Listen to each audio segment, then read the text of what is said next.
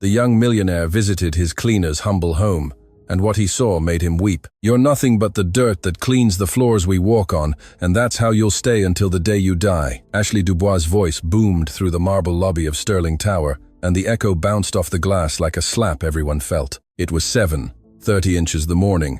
Over 40 employees froze, coffees halfway to their mouths, phones unanswered, steps halted on the gleaming floor. No one breathed. In the center of that circle of silence was Emily Carter, 26 years old, in an impeccable blue and white uniform, a bucket of water at her feet, and a still damp mop in her hands.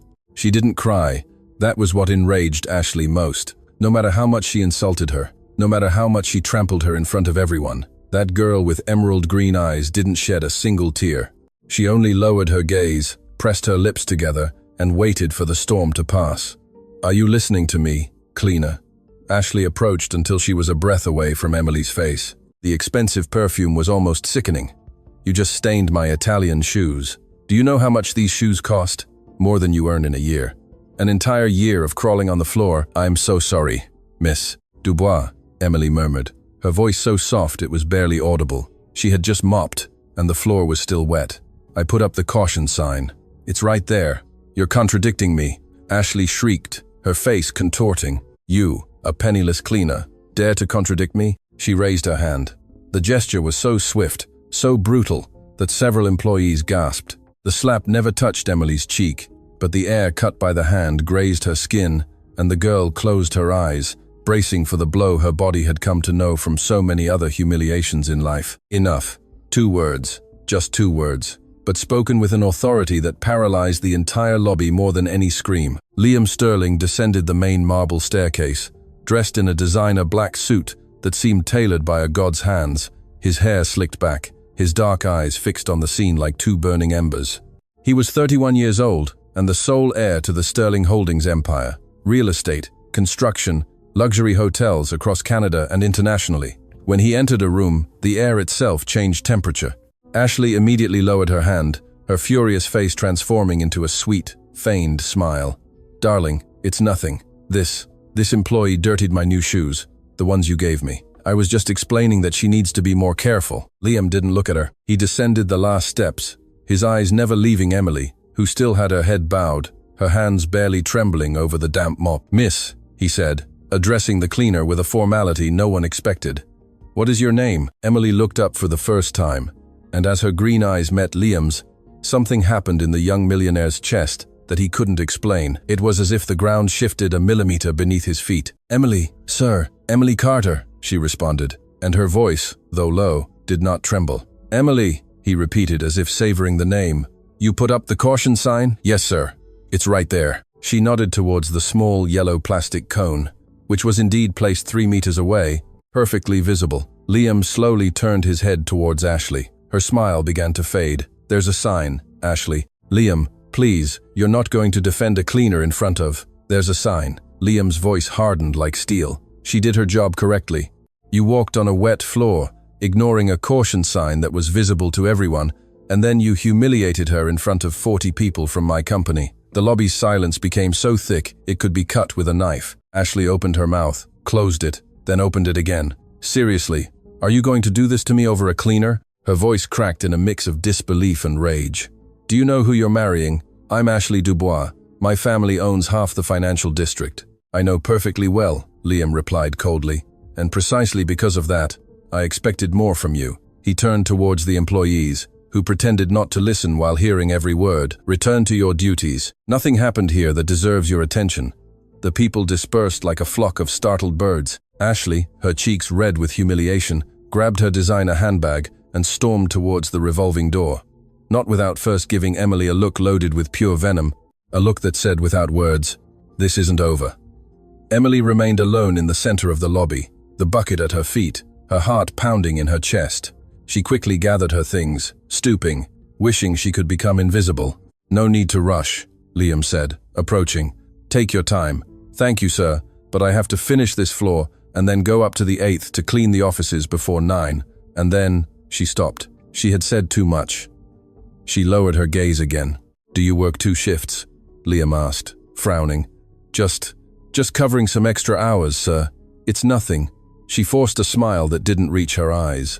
"With your permission," she said, picked up the bucket, and almost ran down the hallway, her back straight, her head held high despite everything. Liam stood there, in the middle of the gleaming marble, watching the woman in uniform disappear around a corner. There was something about her, something that didn't fit. It wasn't just the dignity with which she endured the humiliation. It wasn't just the serene beauty of those green eyes. It was something else, a shadow, an invisible weight on her shoulders, as if carrying an entire world that no one else could see. Liam Sterling had been born into luxury, had dined with presidents, signed multi-million-dollar contracts before turning 30. He thought he had seen it all. He thought he could read people just by looking into their eyes. But for the first time in a long time, he felt a burning curiosity. Who was Emily Carter, really? That same afternoon, while reviewing documents in his 30th floor office, he couldn't concentrate. Again and again, his mind returned to the morning scene, to those eyes, to that phrase she had let slip unintentionally. And then, what then? How many jobs did that girl have? Why did such a young woman carry that shadow in her gaze? He called his personal assistant, Sarah Jenkins, a 50-year-old woman who had worked for the company for 2 decades and knew every corner of the building. "Sarah, could you get me the file of an employee from the cleaning department, Emily Carter?" There was a brief silence on the other end of the line. "Miss Carter, sir?" Sarah's voice sounded soft, almost maternal. "She's one of our most diligent employees. She arrives before anyone else and leaves after everyone. Did something happen?" "No, nothing. Just administrative curiosity. Please bring me the file. Right away, sir." 20 minutes later, Sarah entered with a thin folder and placed it on the glass desk. Before leaving, she stopped at the door. "Mr. Sterling," she said with some hesitation, "if I may be so bold, that girl has a heart of gold. I don't know her whole story, but I know she carries a lot. I've seen her eat stale bread on her break to save money. I've seen her skip lunch to send money home. Whatever you're thinking, I ask you to be kind to her. She's suffered enough." And she left, leaving Liam alone with the folder and a strange lump in his throat. He opened the file. Basic data. Emily Carter, 26 years old, originally from a village called Harmony Valley, almost 4 hours from the city. Single, no completed university studies. Current address. A rented room in one of the poorest areas on the city's outskirts. But it was a marginal note from the Human Resources Department that sent a chill down his spine. 3 months ago, Emily had received a productivity bonus for her exemplary performance. A considerable sum, enough for any employee at her level to celebrate for weeks. And next to the figure, a handwritten observation by the personnel manager. Employee declined the bonus, requested it be transferred in full to the medical support fund for another night shift worker. Mr. Frank Miller, suffering from lung disease, insisted on remaining anonymous. Liam leaned back in his leather chair, letting the folder fall onto the desk. A woman who barely had enough to eat stale bread. A woman humiliated that very morning by his fiancée. A woman who gave away the only extra money she earned to save the life of a colleague she barely knew. Something stirred deep in his chest, in a place that had been dormant for years, frozen under layers and layers of business, contracts, and loneliness, disguised as luxury. He walked to the window and gazed at the city stretching out at his feet, millions of lights illuminating as dusk fell. In some corner of that immensity, a girl with green eyes was returning home after a brutal day, carrying a secret that he, for some reason he didn't understand, needed to uncover. "Who are you, Emily Carter?" he murmured to the glass. "And why can't I stop thinking about you?" Outside, night fell over the city, and unknowingly, unimaginable even to him, Liam Sterling had just taken the first step on a journey that would change his life forever. A journey that would take him in a few days down a dirt road to a humble home where the truth awaited to break his heart. But that would be later. For now, only one question burned in his mind, refusing to extinguish. And 4 hours away, in a forgotten village, 2 elderly people lit a candle because they couldn't afford to turn on the light and prayed for their daughter. For the daughter who sacrificed herself in silence. For the daughter who never told them what she suffered, so they wouldn't suffer. It was 4:30 inches the morning when Emily Carter opened her eyes in the darkness of her rented room. No alarm clock rang. For years, her body hadn't needed one. Hunger, habit, and responsibility woke her before any alarm. She lay for a moment staring at the damp-stained ceiling, listening to the drip of the faucet the landlord never fixed, and took a deep breath before getting out of the narrow bed. The room measured barely 3 by 3 meters. A bed, a small table with an electric hot plate, a chair, an improvised closet with a curtain, and on the wall, the only thing that truly mattered, an old, faded photograph of her parents, Mr. Frank and Mrs. Mary Carter, embracing in front of their small Harmony Valley home, smiling under the country sun. Emily touched the photograph with her fingertips, as she did every morning. "Good morning, Mum. Good morning, Dad," she whispered. "Today I'll fight for you too. Hold on a little longer. Your daughter won't let you down." She made herself a tea from leaves. She collected herself to save money and ate half a piece of bread she had saved from the night before. The other half she carefully wrapped in a napkin and put in her bag. It would be her lunch. Eating twice a day was a luxury she couldn't always afford. The money she earned was divided with painful, mathematical precision. Rent, transportation, her mother's medicine, her father's medical expenses, and the little that remained, if anything, for her. For her, almost nothing ever remained. She walked out onto the dark street and walked 20 minutes to the first bus stop, because taking transportation from closer cost a few more dollars, and those dollars multiplied by the days of the month meant medicine, food for her parents, the difference between Mrs. Carter having her heart pills or not. As the bus advanced through the still empty city streets, Emily rested her forehead against the cold window and closed her eyes. She remembered, as she did every day, the promise she had made to her mother. "Promise me, my daughter, Mrs. Carter had told her 3 years ago, her voice weak after the first heart attack. "Promise me you'll get ahead, that you won't give up, no matter what." "I promise, Mom," Emily had replied, squeezing her bony hand. "And I promise you something else. I'm going to lift you out of poverty. I'm going to make sure you live your last years without worrying about anything, even if I have to work day and night, even if I have to give my life."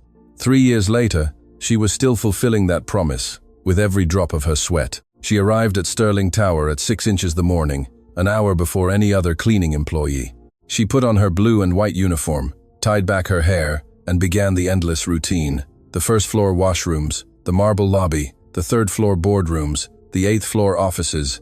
She mopped, dusted, polished, collected trash from people who earned in an hour what she earned in a week, and did it all in silence, invisible, like a uniformed ghost no one saw until they needed someone to blame, like that morning the day before. The humiliation from Ashley Dubois still burned in her memory, but Emily had learned long ago that the words of the cruel only held the power one gave them, and she refused to give them that power. Let them insult her, let them trample her. As long as her parents had their medicines, she could endure anything. What she didn't expect was that from the 30th floor, dark eyes watched her with an attention she had never received before. Liam Sterling had spent the entire morning inventing excuses to go down to the lower floors. A meeting that could have been a video call, an inspection of facilities that any manager could have done. Any pretext just to cross paths, even for an instant, with the cleaner with the green eyes. And what he saw disconcerted him more and more. He saw her share her only bread with an injured pigeon that had flown in through a window, smiling at the bird as if it were her friend. He saw her stop to help a messenger who had dropped a box of documents, bending down to pick up every paper, even if it delayed her work. He saw her, above all, in the moment that broke his heart. It was near noon. Liam was walking down the 7th floor hallway when through the half-open door of a small staff break room, he heard voices. He stopped, hidden in the shadows. Inside was Emily, kneeling beside an elderly man seated on a plastic chair. It was Frank Miller, the night watchman, the same man to whom she had secretly donated her bonus. The man coughed, a deep, wet cough that shook his entire body. "Mr. Miller, you have to take all your medicine," Emily was saying with infinite tenderness, holding a glass of water for him. "You can't save it for later.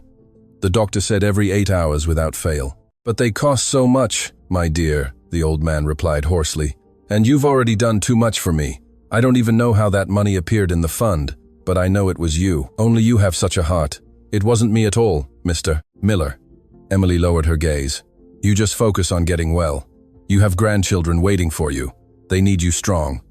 The old man took her hand with his trembling fingers. "God will repay you, girl. Someday God will send someone to take care of you the way you care for everyone.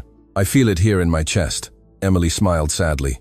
"I don't need anyone, Mr. Miller. I'm fine like this." But Liam, hidden behind the door, saw something she would never have confessed aloud. He saw that as she stood up to leave, Emily discreetly put her hand to her stomach, suppressing a dizzy spell, steadying herself for a second against the door frame before composing herself and continuing on her way. She was hungry, had gone who knows how many hours without a proper meal, and still she gave her time, her money, her energy to others. Liam withdrew before being seen, his heart clenched in a fist. In all his life, surrounded by powerful, ambitious, calculating people, he had never witnessed anything like it. That woman had nothing, and yet gave everything. That same afternoon he decided to do something. He called Sarah. "Sarah, tomorrow, without her knowing, I want you to leave a complete grocery hamper in Miss Carter's locker. Food, fruit, enough for a month, and make it look like a company raffle, something anonymous. I don't want her to know it came from me." Sarah smiled on the other end of the line, a smile he couldn't see but could guess. "It will be my pleasure, sir, although if I may say so, that girl is proud. If she suspects it's charity, she'll refuse it, just as she refused the bonus." "I know," Liam said. "That's why it has to look like a stroke of luck. Something fate owes her." "As you wish, Mr. Sterling." What neither of them knew was that in another office in the same building, other eyes were also watching Emily, but not with tenderness, with hatred. Ashley Dubois had not forgotten the public humiliation of the previous day, that Liam, her fiancé, the man with whom she planned the wedding of the year, had contradicted her in front of 40 employees to defend a penniless cleaner. It was a wound she could not forgive, a wound that demanded revenge. From the window of her father's office, a minority partner of the Sterlings, Ashley watched Emily cross the lobby with her bucket and mop, her perfect nails digging into the palm of her hand. "Enjoy your moment of glory, cleaner," she murmured through clenched teeth. "Enjoy that the boss defended you, because I swear on my name that I will destroy you. I will make you lose every last cent. I will make Liam see you for what you are, a nobody who doesn't even deserve to breathe the same air as us." She pulled out her phone and dialed a number. "I need you to investigate someone," she said, her voice cold as ice. "A cleaning employee, Emily Carter. I want to know everything, where she comes from, what she's hiding, who she cares about. And above all, I want to know what hurts her, because when I know what hurts her, I'll know exactly where to plunge the knife." She hung up and smiled, a blood-curdling smile. Meanwhile, completely oblivious to the storm brewing over her head, Emily finished her shift. The sun was already setting when she left the tower, exhausted, her feet swollen, and her back aching. But before taking the bus back, she did what she did every afternoon. She entered the small corner convenience store. She couldn't afford her own phone, and dialed the number of the only neighbor in Harmony Valley, who had a landline, Mrs. Henderson, who kindly went to fetch her parents so they could talk for a few minutes. "My dear, is that you?" Mrs. Carter's fragile voice on the other end of the line was like a balm for Emily's tired soul. "Yes, Mom, it's me. How are you? Did you take your pills? And Dad, how's his leg doing?" "We're fine, my daughter. Don't worry about us. The only thing we miss here is you. And are you eating well? You sound tired." Emily closed her eyes and forced the biggest smile of her life. That smile her mother could hear through the phone even if she couldn't see it. "I'm eating wonderfully, Mom. The company gives us delicious food. Today I had chicken and vegetables." She lied, as her empty stomach growled in protest. "I'm getting so chubby, you wouldn't even recognize me." "Oh, my daughter, what joy you give me," Mrs. Carter sighed. "Pray with us tonight, yes? We'll ask God to send you a blessing, that someone finally sees the beautiful heart you have." "I will, Mom. I love you both. I'll come see you soon, I promise." She hung up the phone and stood for a moment in the street, her eyes filled with tears she wouldn't allow herself to shed. 4 hours away, a bus ticket that cost 3 days' worth of medicine. It had been 4 months since she had hugged her parents. She got on the bus, sat by the window, and let the city pass by like a blur of lights before her eyes. She didn't know it. She had no way of knowing it. But a few kilometers away, in an office of marble and glass, a rich and lonely man thought of her with a stirring heart. And in another office, a beautiful and cruel woman sharpened her claws to destroy her.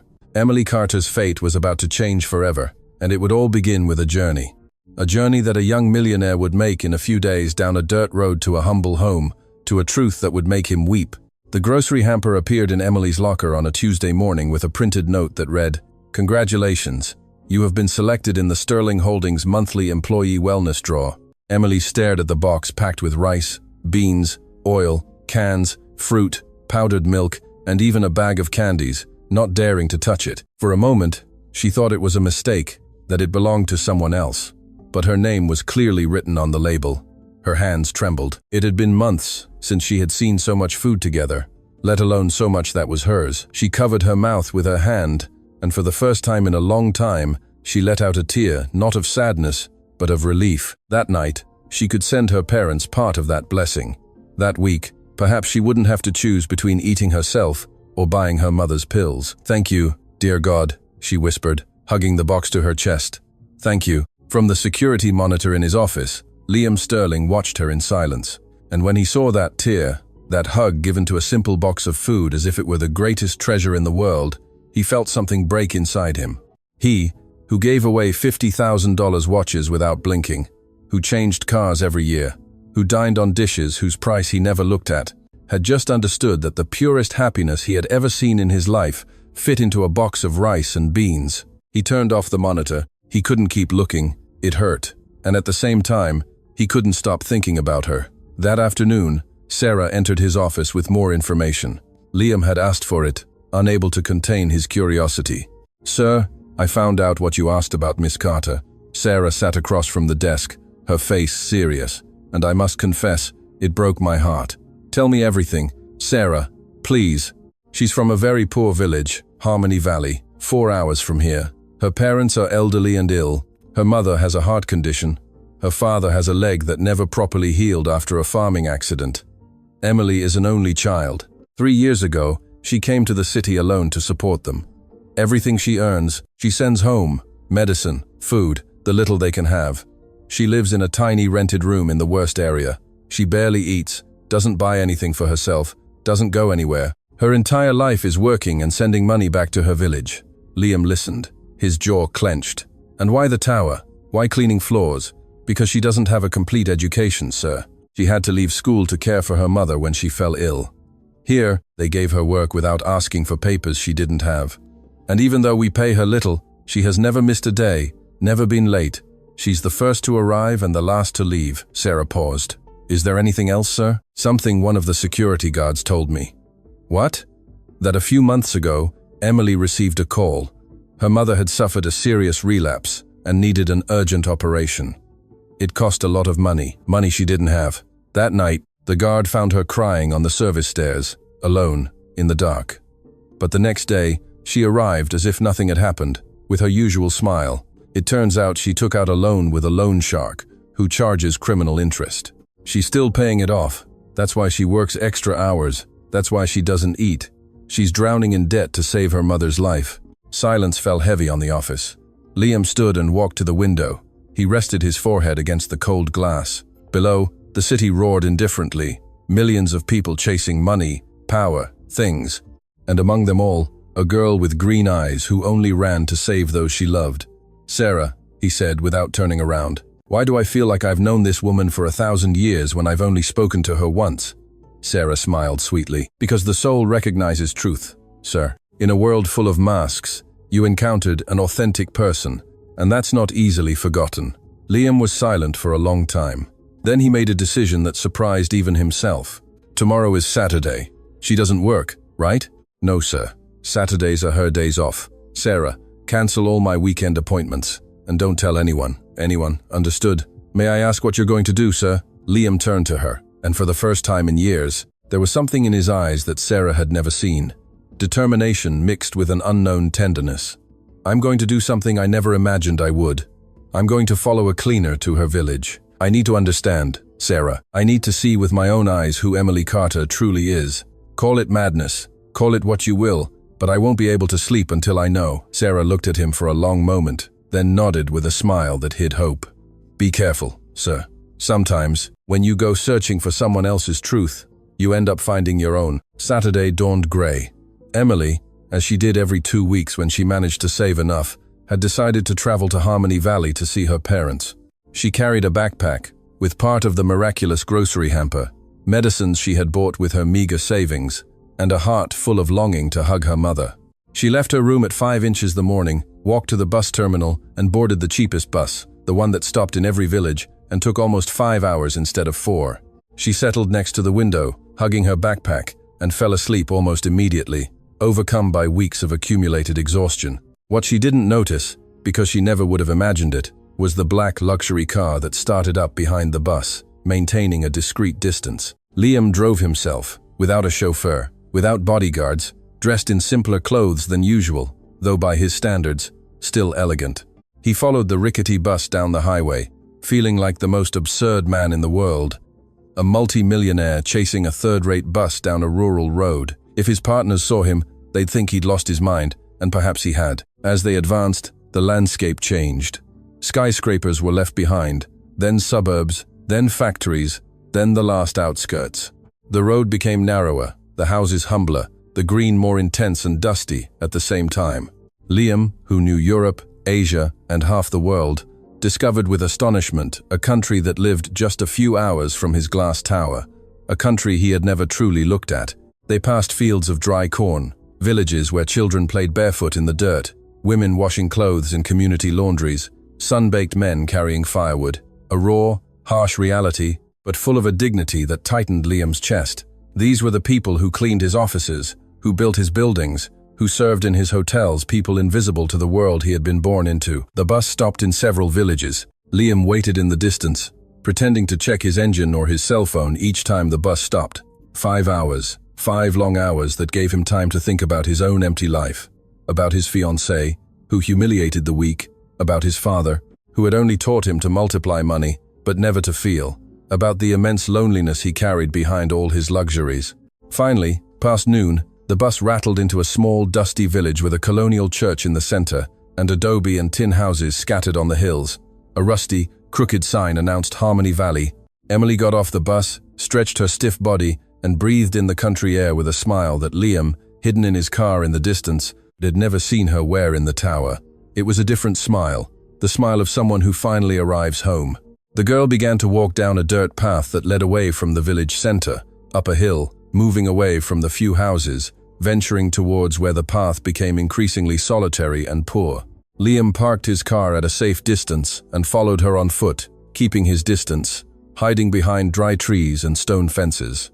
The dirt path crunched under his Italian shoes, ridiculously out of place in that landscape. The sun beat down mercilessly, the dust clung to his dark suit, and then, cresting the hill, he saw it. At the end of the path, alone, surrounded by dry grass and a few clay pots with withered flowers that someone watered with hope, was a small, old house, its adobe walls peeling, its rusty tin roof patched with plastic, single window with a broken pane covered with cardboard. So humble it took Liam's breath away.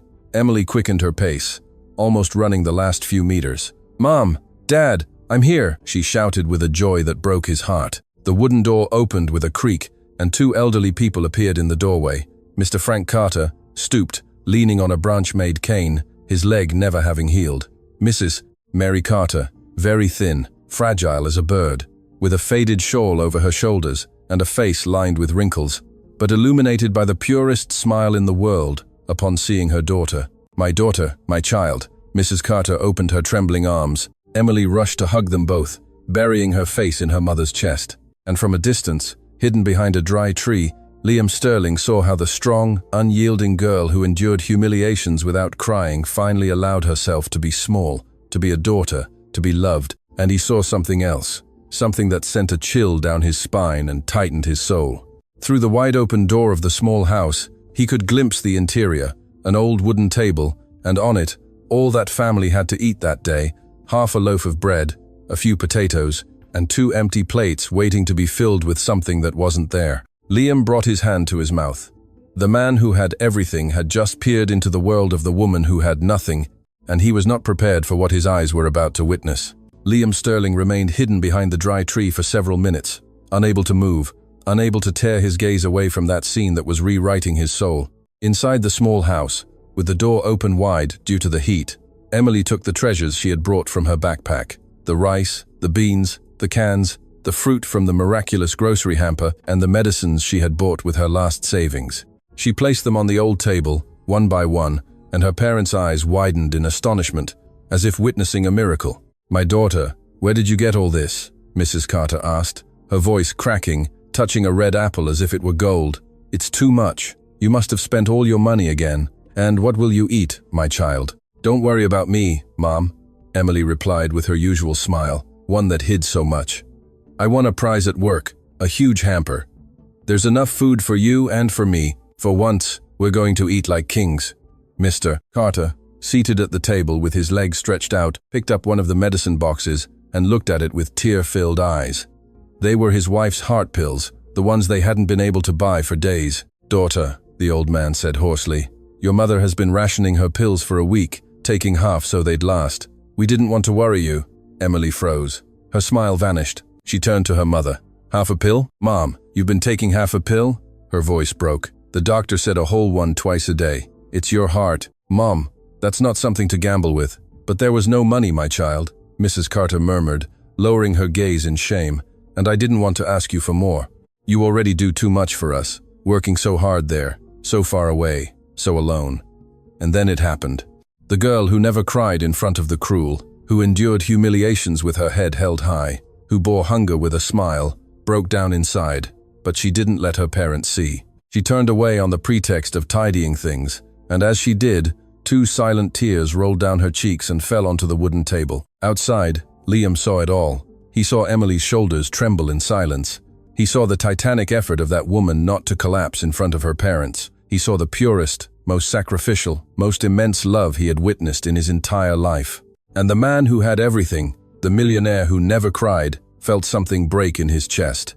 A first tear rolled down his face, then another and another. He covered his mouth to stifle a sob, leaning against the dry tree, weeping as he hadn't wept since he was a child. He wept for her sacrifice, for the injustice of a world where a woman with such a heart had to break her hands cleaning floors and starve, while he squandered fortunes on things that didn't give him an ounce of the happiness Emily found in a simple red apple. He also wept with shame. Shame for all the times he had passed by humble people without seeing them. Shame for the world of luxury and coldness in which he had lived enclosed. Shame for his fiancée who humiliated this extraordinary woman by calling her trash. He was so engrossed in his crying that he didn't hear the footsteps. He didn't realize that Mrs. Carter, coming out to hang a rag on the clothesline, had seen him, a strange man, elegantly dressed, crying alone behind the tree in front of her house. Young man, the old woman's fragile voice startled him. Are you all right? Are you lost? Liam quickly wiped his tears, caught off guard, not knowing what to say. Excuse me, madam, he stammered. My car broke down there, near the village. I was looking for help and got lost. Mrs. Carter looked at him with her tired eyes, but full of ancient wisdom. She didn't entirely believe him, but her heart, that sick heart that rationed pills, knew no resentment or distrust. Well, don't stand there in the scorching sun. You'll collapse, she said gently. Come inside. We'll give you a glass of fresh water, and you can rest a bit. My husband knows something about engines. He might be able to help you. No, madam, I don't want to bother you, really. It's no bother, young man. Here in the country, we don't leave anyone stranded. Come on in. And Liam Sterling, the heir to the region's largest empire, the man who had dined with ambassadors, found himself following a poor old woman into an adobe house, his heart in his throat and his eyes still wet. When he entered, Emily, who had her back turned, putting away medicines, turned at the sound of unfamiliar footsteps, and upon seeing who it was, the plate she held slipped from her hands and shattered against the dirt floor. Mr. Sterling, her face lost all color. What are you doing here? The heir turned to stone. Mr. Carter looked at his daughter, then at the elegant stranger, confused. Mrs. Carter frowned, starting to put the pieces together. Do you know him, my daughter? The mother asked. Emily didn't know what to say. Shame consumed her alive. What if her boss, the most powerful man she knew, saw this? The crumbling house, the almost empty table, the naked, unmasked poverty of her family. She felt like the earth should swallow her whole. He's my boss, Mom, the owner of the company where I work. She lowered her head, her cheeks burning. Sir, I apologize for all this. You shouldn't see. Her voice faded, and then Liam did something none of them expected. He walked slowly until he stood in front of Emily, and instead of looking at her with the pity or contempt she feared, he looked at her with profound, almost irreverent respect, his eyes still red from crying. Emily, he said, his voice laden with emotion, you have nothing to apologize for, nothing. He turned to the elderly parents and, to everyone's astonishment, bowed slightly. Mr. and Mrs. Carter, it's an honor to meet you. You have the most extraordinary daughter I have ever met in my life. The silence was absolute. Only the wind rustling the dry grass outside could be heard. Your daughter, Liam continued, his voice breaking, is the bravest, most generous, and most dignified person I have ever seen. I've had all the money in the world since birth, and I've never seen a heart like hers. She breaks herself entirely for you, and she does it with a smile." Emily looked at him, uncomprehending, tears threatening to spill. "Sir, please, don't say that. I just saw it," he interrupted softly. "I saw her share her only bread with a pigeon. I saw her donate all her money to save Frank Miller. I saw her hold herself up against walls from hunger and still smile at the world." He paused, stifling a sob. "And today, I saw her cry with her back turned, so her parents wouldn't see her suffer. Forgive me for following you. I know I had no right, but I needed to understand who you really were. And now I know." Mrs. Carter brought a trembling hand to her chest. Mr. Carter's eyes were filled with tears, and Emily, for the first time in years, felt that someone saw her, that someone truly saw her. "I don't know what to say, sir," she murmured. "Don't say anything." Liam smiled through his tears. "Just allow me to share this table with you today, as an equal, without bosses or employees, just people." And so, in that humble, peeling adobe house, under a patched tin roof, the region's most powerful millionaire sat at an old wooden table with two poor elderly people and a green-eyed cleaner to share bread, potatoes, and a few cans, as if it were the most exquisite banquet in the world. And for Liam, it was. It was the day he unknowingly stopped being a rich man and began to become a complete man. But the happiness of that day would come at a price, because hundreds of kilometers away, in a glass office, Ashley Dubois had just received the report from the investigator she had hired, and in her hands, she now held all of Emily's weaknesses, everything that hurt her, everything she loved. "Sick parents in a forgotten village," Ashley murmured with a cruel smile, reading the document. "A debt to a loan shark. A heart too good." She slammed the folder shut. "Perfect. Cleaner. I know exactly how I'm going to destroy you." The afternoon fell golden over Harmony Valley as Liam and Emily went for a walk on the path along the hill, where Mr. Frank and Mrs. Mary Carter had stayed resting, exhausted by the day's emotion, but happier than they had been in a long time. They walked in silence for a while, the dry grass crunching under their steps, the sky tinging orange and pink. Liam, who in the city measured every word like a contract, here didn't know how to start. It was Emily who finally broke the silence. "You must think I'm a liar, sir," she said, looking at the horizon. "So many times I told my mom I ate well, that I was chubby, that the company took care of me, and you saw that it was all a lie." "It's not a lie," Liam replied softly. "It's love. You lied to protect them. That's not deceit, Emily. It's the purest form of caring for someone." She looked at him, surprised that a man like him understood such a thing. "Why do you care so much, sir?" she asked, stopping. "I'm just the woman who cleans your floors. You have a huge company, a beautiful fiancé, a perfect life. Why did you travel 5 hours to follow a cleaner?" Liam stopped too, looked at her for a long time, and for the first time in his life decided to be completely honest. "Because ever since I saw you endure that humiliation without breaking, I haven't been able to get you out of my head," he confessed. "Because in a world where everyone around me pretends, lies, and calculates, you are the only true thing I've found." "And why?" "Because my life isn't half as perfect as it seems, Emily. I have money, yes, but I'm alone. More alone than you imagine." Emily listened without saying anything. Then, almost without thinking, she began to speak as if his honesty had opened a door that had been locked for years. "I wasn't always poor, sir," she said softly. "My family had land. We weren't rich, but we had enough. My father grew corn and beans, and the harvest allowed us to live with dignity. I went to school. I had dreams. I wanted to study to be a teacher." Liam listened with his whole soul. But 5 years ago, a man came to the village, a well-dressed city investor with smooth words. Emily's voice hardened. He convinced several farmers, including my father, to invest in an agricultural project. He said he would multiply their land, that they would become prosperous. My father, who trusted people, signed some papers he didn't fully understand. He put our land up as collateral. "A fraud," Liam murmured, who knew that type of scheme all too well. "A fraud," she confirmed, her eyes wet. "The man disappeared with everyone's money, and it turned out that the papers my father signed left him neck-deep in debt. We lost the land, we lost the big house. We were left only with that old little house of my grandmother, the one you saw today. And shortly after the distress, my mom had her first heart attack, and my dad, working from dawn to dusk to recover something, injured his leg and never walked properly again." Her voice broke. Liam felt a deep rage grow in his chest. "That's why I left school," Emily continued. "That's why I came to the city. Someone had to support my family, and that was me. I made a promise to my mother that I would never let them fall, and here I am keeping it, even if it costs me my health, my sleep, my hunger, even if they humiliate me. As long as they breathe, I will fight." Liam was deeply moved and silent. Then he asked cautiously, "Emily, do you remember the name of that man? The one who swindled you?" She nodded slowly, bitterly. "I'll never forget him. His name was Arthur Dubois." Liam felt the ground move under his feet. Dubois. The surname hit his chest like a hammer. It couldn't be. It had to be a coincidence. There were many Dubois families in the country, but something, a cold intuition, told him it wasn't a coincidence.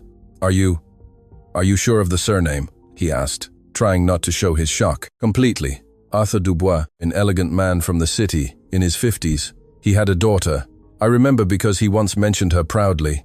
He said she was his treasure, that he would turn her into a queen." Emily shook her head. "I'd give anything to see him pay for what he did to us. But people like that never pay. They hide behind their money and continue to destroy lives." Liam was speechless. Arthur Dubois, Ashley's father, his company's minority partner, the man whose daughter he planned to make his wife, the very man who had destroyed Emily's family. Nausea rose in his throat. Everything took on a terrible meaning. The Dubois fortune, their entry into the sterling circle, their sudden luxury from a few years ago. How many families like Emily's had been ruined to build that wealth? "Sir, are you feeling well?" Emily looked at him with concern. "You've gone pale." "Yes, Liam swallowed. He couldn't tell her. Not yet. He needed to be sure. He needed proof. "It's just that what they did to you deeply enrages me. I promise you, Emily, that people who destroy lives like that, sooner or later, face justice. I promise you." She smiled sadly, not entirely believing him. She had been hearing that justice would come for years, and it never had. They returned to the house as the first stars appeared. Liam said goodbye to the elderly parents with genuine warmth, promising to return. "Mrs. Carter took his hands as they parted. "Young man," the old woman said, looking into his eyes with her wisdom, "I don't know what truly brought you here, but something tells me heaven sent you. Take care of my daughter. She's the only good thing I have left in this world. She has a heart that doesn't deserve any more suffering." Liam felt a lump in his throat. "I give you my word, Mrs. Carter. I will take care of her, and I will ensure that the justice you deserve finally comes to this house." On the way back to the city, driving alone in the darkness of the highway, Liam couldn't stop thinking. Rage, tenderness, determination mingled in his chest. He took out his phone and called his trusted lawyer, Mr. Davies, waking him up at midnight. "Davies, I need you to investigate something with the utmost discretion. Everything about Arthur Dubois, his businesses from 5 years ago, specifically an agricultural fraud in the Harmony Valley region, families swindled, lands foreclosed. I want names, dates, documents, everything." "Arthur Dubois, sir? Your fiancé's father?" The lawyer's voice sounded alarmed. "The very same. And Davies, no one is to know. Not my father, not the Dubois family, not anyone." "Understood. Understood, sir. Though may I ask what's happening?" Liam looked at the dark highway stretching before him, the city lights barely showing on the horizon. "What's happening is that I discovered who I really am, Davies," he replied. "And for too long I've been on the wrong side of history. That ends today." He hung up, and as he drove towards his world of glass and marble, he knew that nothing would ever be the same. What he didn't know was that while he was discovering the truth, Ashley Dubois had already set her plan in motion, a plan designed to destroy Emily in the cruelest way possible. And the first moves of that war were about to begin. The following days were the strangest and sweetest of Emily's life. Liam had changed. He was no longer the distant boss from the 30th floor. He would come down to find her under any pretext, bring her coffee on cold mornings, stay and chat with her in the hallways, as if time didn't exist. He would ask about her parents, her village, her forgotten dreams of becoming a teacher. And Emily, who had had an armored heart for years, felt that armor slowly begin to crack. She didn't allow herself to hope. She was a cleaner. He, a millionaire, engaged. But her treacherous heart beat faster every time she saw him appear at the end of the hallway. What neither of them knew was that every one of those encounters was being watched. Ashley Dubois had assigned an employee to surveillance, and the photographs of Liam, laughing with the cleaner, bringing her coffee, looking at her with tenderness, burned in her hands like embers. "So it's true," Ashley hissed in her father's office, throwing the photos on the desk. "My fiancé drooling over a penniless cleaner, a maid, Dad, he's humiliating me in front of everyone. Arthur Dubois, a man with silver hair and eyes cold as steel, looked at the photographs without flinching. It was the same face, 5 years older, that had destroyed the Carter family. "Calm down, daughter," he said in an unctuous voice. "Men have their whims. This is nothing. A passing distraction with an employee. When he marries you, he'll forget about her." "No, Dad, this isn't a whim." Ashley slammed the desk. "I know him. Liam has never looked at anyone like that. If we don't act, that nobody will take everything from me. The wedding, the Sterling Empire, everything you and I have worked for. I won't allow it." Arthur interlaced his fingers thoughtfully. The merger of Dubois and Sterling companies, sealed with that wedding, was the deal of his life. He couldn't let a cleaner ruin it. "What do you have in mind?" Ashley smiled, and it was a blood-curdling smile. "We have to get rid of her, but not just fire her. That's not enough. We have to destroy her. We have to make Liam see her as a criminal, a thief, trash unworthy of his pity. We have to dirty her so much that even he can't defend her." And so, the machinery of evil was set in motion. 3 days later, one ordinary morning, the tranquility of Sterling Tower shattered. Emily was cleaning the executive offices on the 28th floor when 2 security guards intercepted her. "Miss Carter, please come with us. Management order." "What's wrong? Did I do something wrong?" she asked, her heart racing. They didn't answer. They led her to a boardroom where the head of personnel, the head of security, Ashley Dubois, with a barely disguised smirk of satisfaction, and Arthur Dubois with his stony expression were already waiting. On the table, inside a transparent plastic bag, lay a gold watch and a wad of bills. "Miss Carter," the head of security said severely, "this morning, the theft of a gold watch valued at $80,000 and a considerable sum of cash from Mr. Dubois' office was reported. The hallway cameras place you as the only cleaning person who had access to that office this morning." Emily felt her world come crashing down. "What? No, I didn't steal anything. I would never take something that isn't mine." Her voice trembled with indignation and fear. "I only entered to mop, like every day." "Everyone says that," Ashley intervened with a sweet, venomous voice. "But look, they found this." She pointed to the bag in Emily's locker. "The watch and the money hidden among your things." "That's a lie." Emily stood up abruptly. "Someone put it there. I've never opened Mr. Dubois' office for anything other than cleaning. Please believe me. The evidence speaks for itself, Miss," Arthur Dubois said with calculated coldness. "We have the recordings. We have the objects in your locker. This is a serious crime. We could send you straight to jail." The word jail fell like a death sentence. Emily thought of her parents. If she went to prison, who would take care of them? Who would buy her mother's medicine? They would die alone, abandoned. Terror sent a chill down her spine. "Please," she pleaded, and the tears she tried so hard to hold back finally burst forth. "Please don't do this to me. I didn't steal anything. My parents are sick. They depend on me. I'm all they have. I swear on my mother's life. It wasn't me." Ashley savored every tear like a delicacy. "How pathetic," she murmured, just low enough for only Emily to hear. "I warned you, cleaner. I told you to enjoy your moment of glory. Did you think you were going to take what's mine?" No one gets between Ashley Dubois and what she wants. No one. In that instant, Emily understood everything.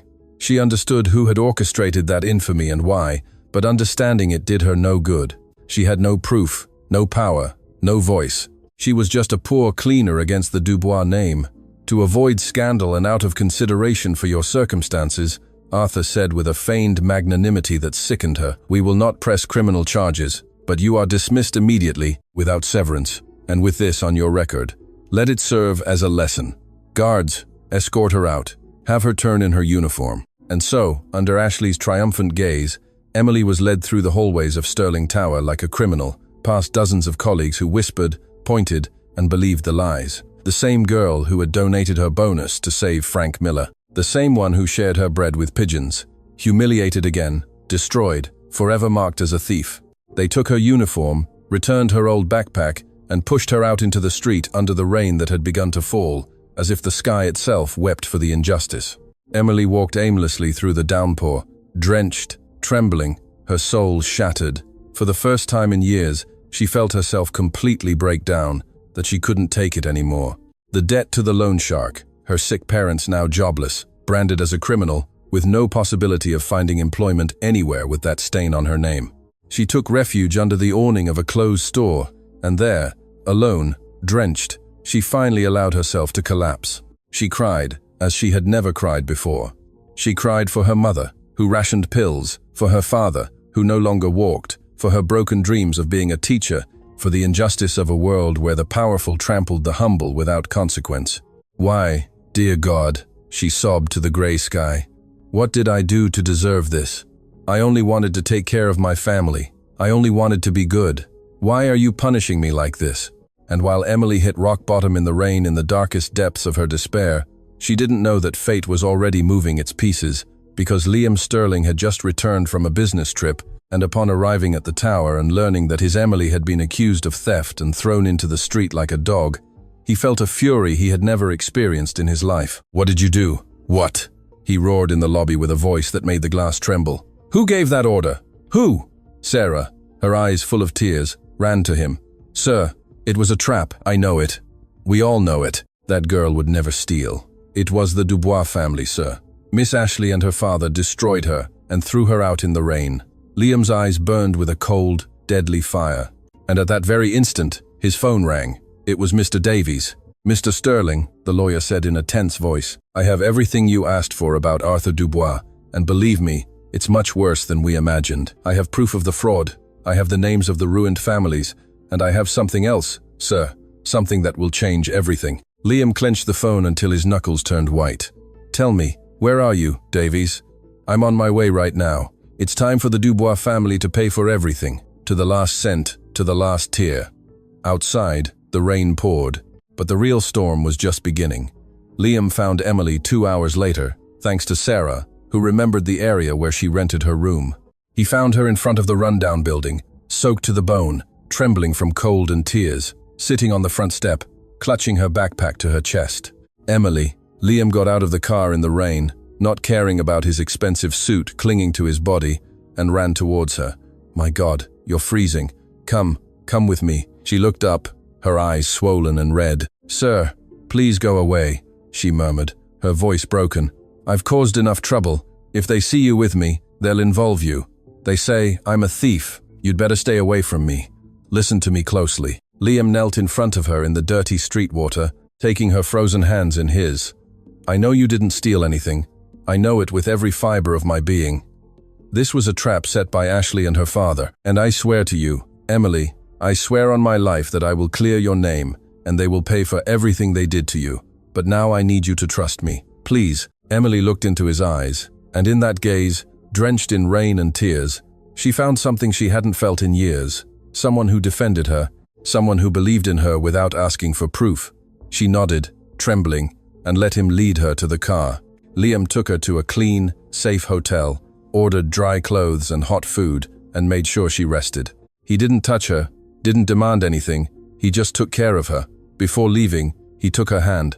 "Tomorrow, everything will change, Emily. I promise you. Rest. For the first time in a long time, you're not alone." That night, Liam didn't sleep. He met with Mr. Davies and reviewed, page by page, every document in the file the lawyer had compiled. And what he found confirmed his worst suspicions and revealed something even bigger. Arthur Dubois had not only swindled the Carter family, he had orchestrated a massive fraud, dispossessing dozens of farming families throughout the Harmony Valley region of their land, using forged documents and straw men. With that stolen money, he had built his fortune and bought his way into the Sterling world. Every dollar of Ashley's luxury was stained with the tears of the poor people her father had ruined. But there was more. Among the documents, Davies had found evidence that Arthur was still operating frauds, now within Sterling Holdings itself, diverting funds to phantom accounts. He was stealing from Liam's family as well. "We've got him, sir," Davies said. With this, Arthur Dubois goes straight to prison, and the accusation against Miss Carter falls apart on its own.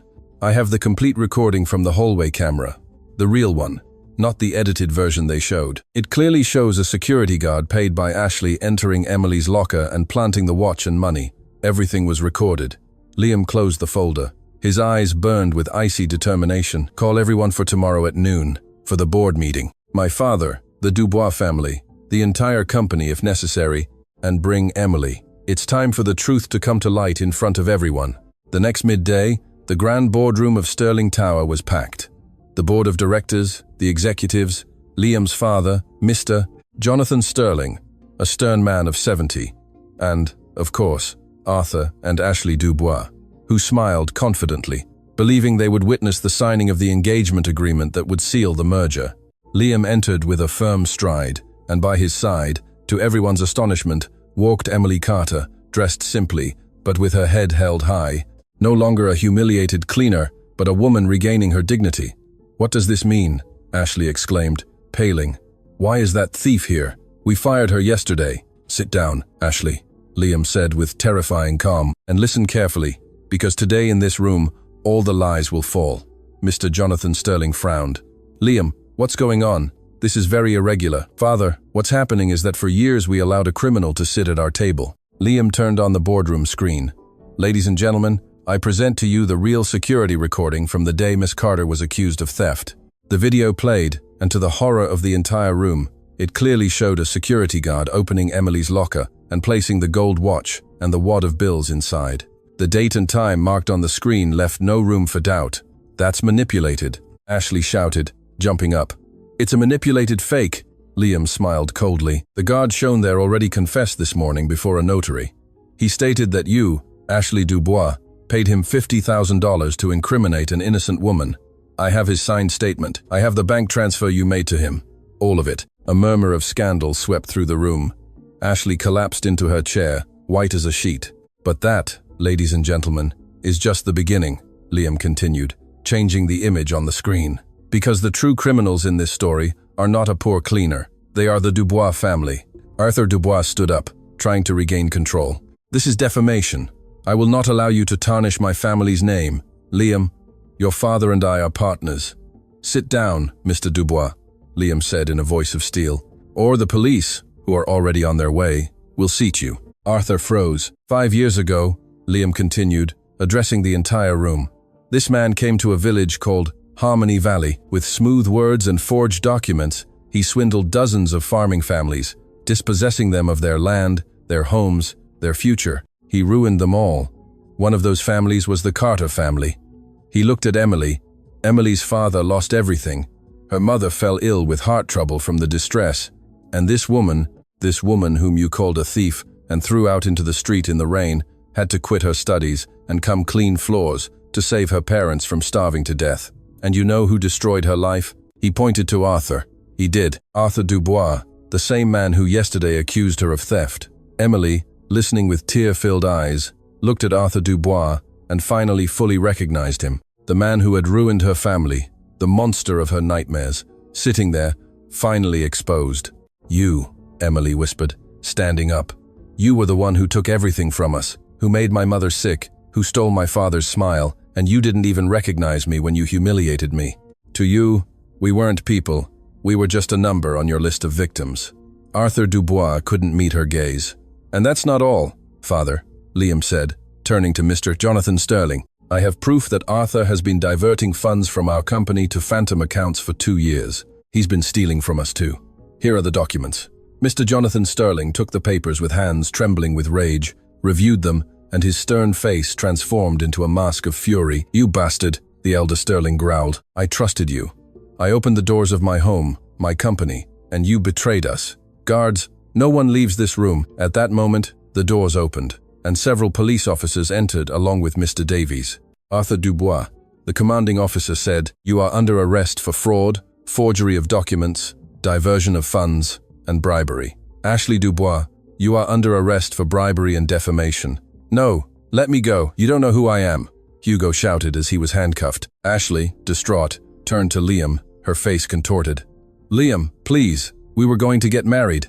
All this for a cleaner? You prefer her over me?" Liam looked at her with serene contempt. "You never knew what a person is worth, Ashley. You valued people by their money. And that woman you called trash has more nobility in a single finger than you and your father combined. Yes, Ashley, I prefer her. 1,000 times, her.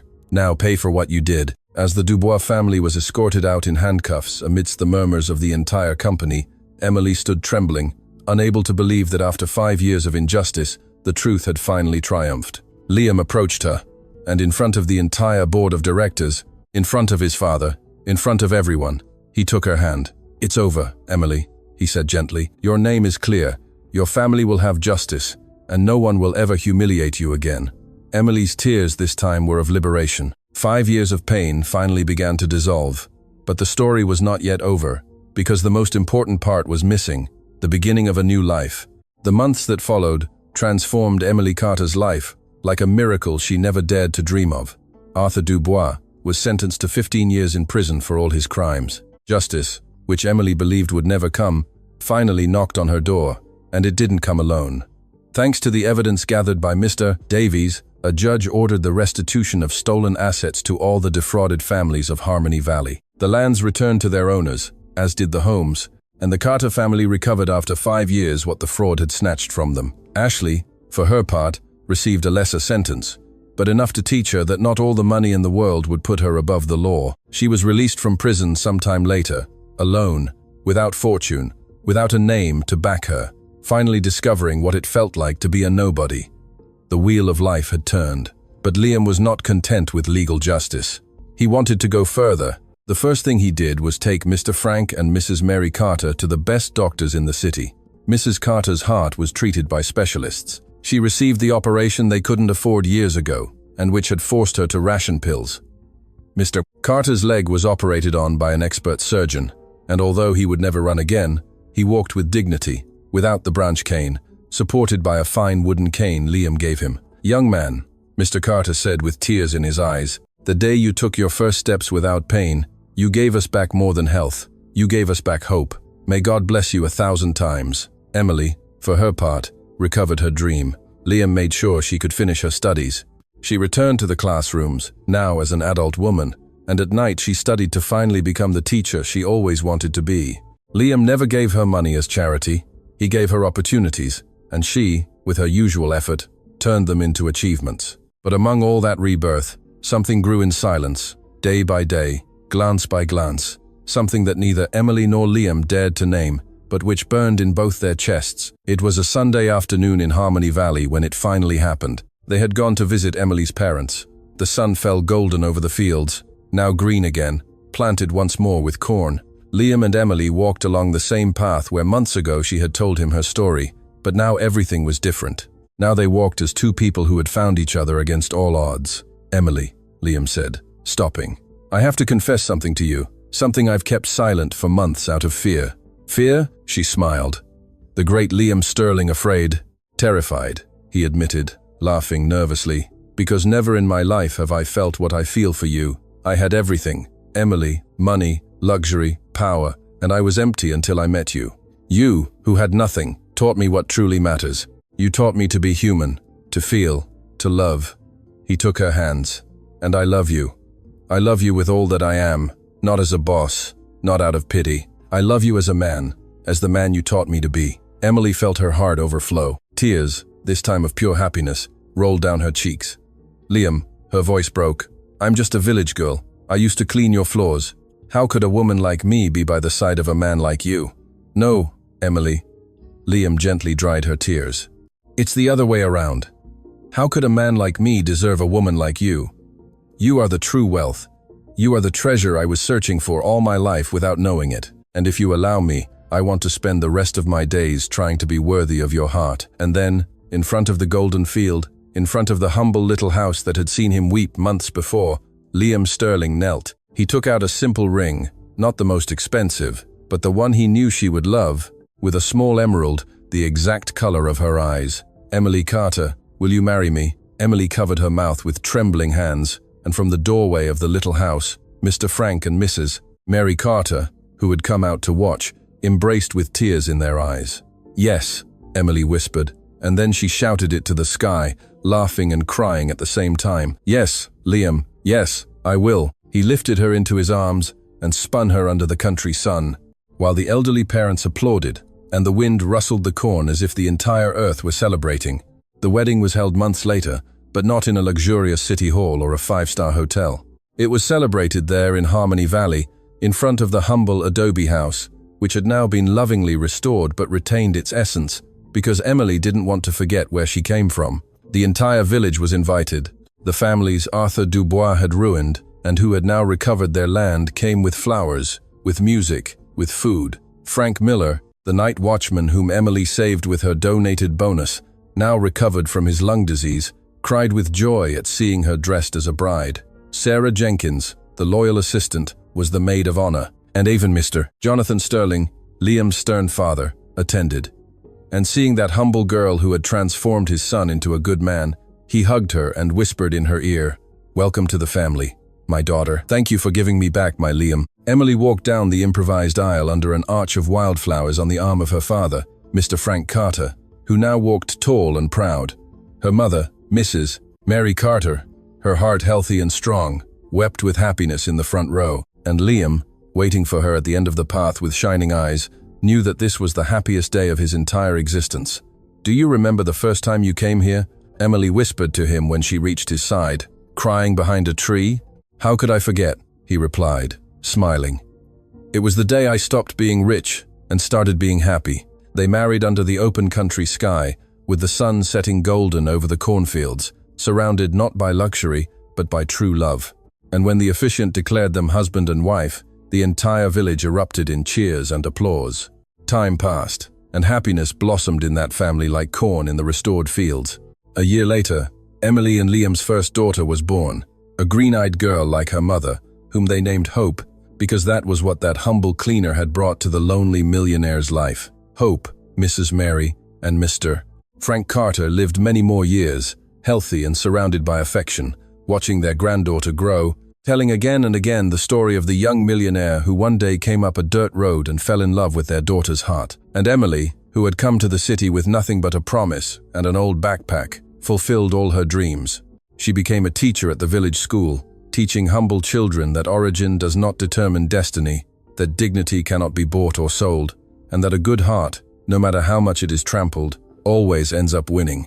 Because in the end, true wealth was never in Liam's bank accounts, nor in the mansions, nor in the luxury cars. True wealth was always in that humble, peeling adobe house, at a table with bread and potatoes shared with love, in a daughter who broke herself entirely for her parents, and in a man who had the humility to recognize that what he had been searching for all his life was in the simplest place in the world. And so, the humiliated cleaner became the heart of the Sterling family, not by marrying a millionaire, but because her heart had always been worth more than all the gold in the world. The end. If this story touched your heart, share it, because in a world full of Ashleys, it will always be necessary to remember that kindness, sooner or later, receives its reward, and that true love does not look at uniforms or bank accounts, but at the soul.